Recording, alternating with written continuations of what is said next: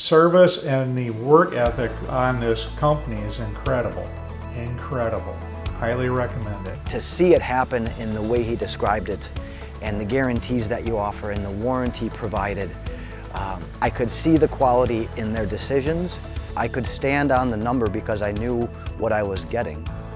And that level of comfort was earned. All around the sales, office, and also the installers or the laborers.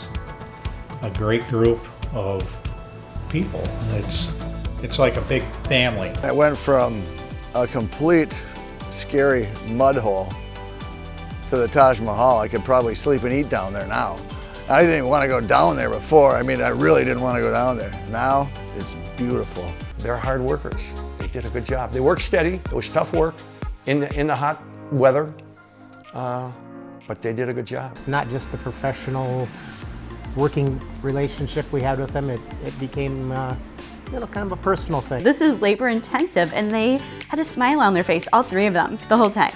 And they clicked, and they were having fun. Whatever training this company is doing, they're doing it well. The problem is finally fixed. That peace of mind took a nightmare, and now really helping my family with the dream come true. My daughter's a gardener, so she has seen other egress windows and seen other work, and she says this is exceptional.